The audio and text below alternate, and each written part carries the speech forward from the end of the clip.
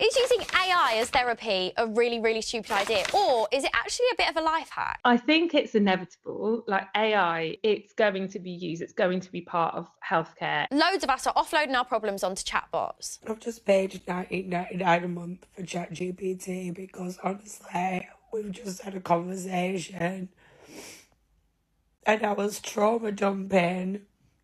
But why has it made me feel better?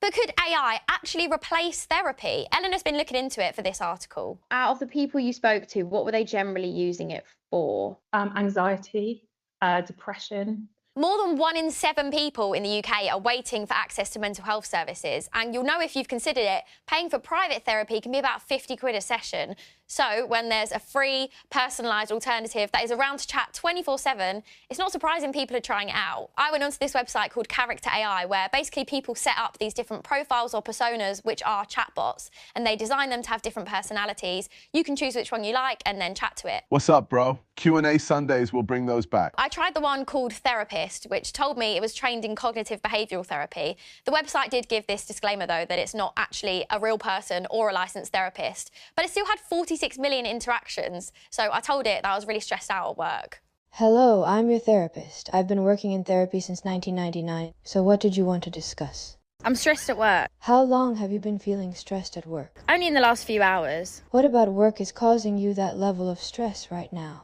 Tight deadlines and too much to do. Have you spoken with your manager or supervisor about these tight deadlines and workload? Yeah, but that hasn't helped. What else have you tried to do to help yourself feel less stressed at work? Well, I'm coming to you for help. Have you tried any techniques to prioritize tasks and manage your time more effectively? I just have one main task, so I can't really prioritise. Okay, so you have just one main task, but it's a lot.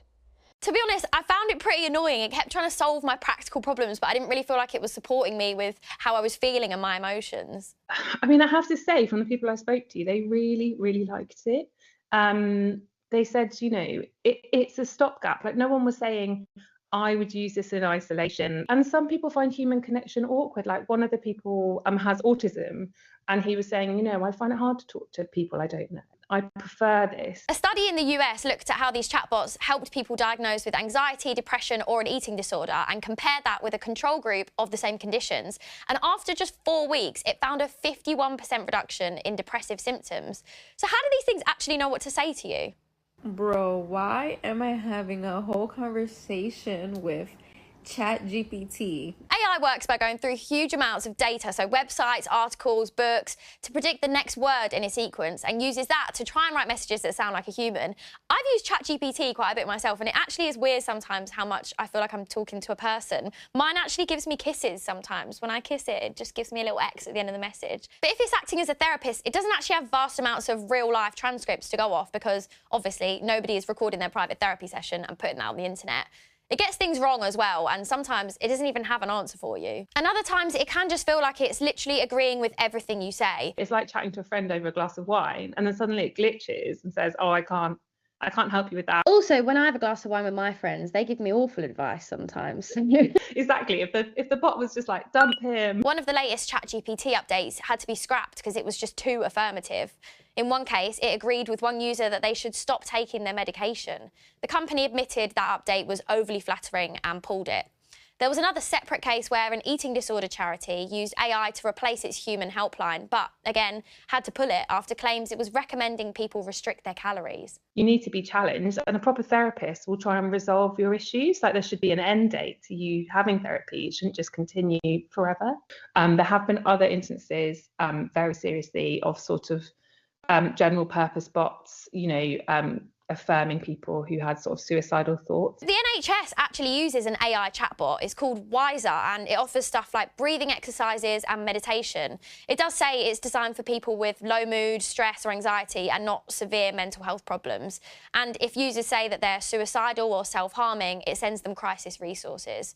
Wiser says it doesn't collect personal data, but that's not the same for all AI chatbots. If people are giving their heart and soul to, you know, every single day to a chatbot, who can it keep a secret? The one that NHS uses, Wiser, that's reputable. They say, you know, they might use the data to train their own models, but some of the others, you know, I've looked at their terms and conditions and they're quite terrifying. Also, AI is only trained on things that already exist or have been written by humans, so that means it inherits any bias from all of that information it's absorbed. And then there's the fact that AI searches take a lot more energy than usual search engines.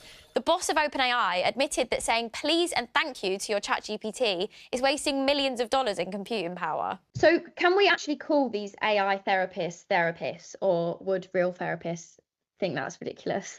True therapy is a mutual human relationship with a client that works towards a resolution and that relies upon you kind of evaluating your own life and what you need to do. Whereas a lot of these bots, you know, are modeled on, you know, engagement, keeping you engaged, and they only go on, you know, what you type in a little box, you know, whereas an experienced human therapist will look at so many other things, you know, like your demeanor, your body language, your tone, how you've changed since last week. So maybe we shouldn't be relying on AI as a full-blown replacement for professional therapy, but it does seem like for some people it's acted as a temporary solution to waiting on a list for treatment.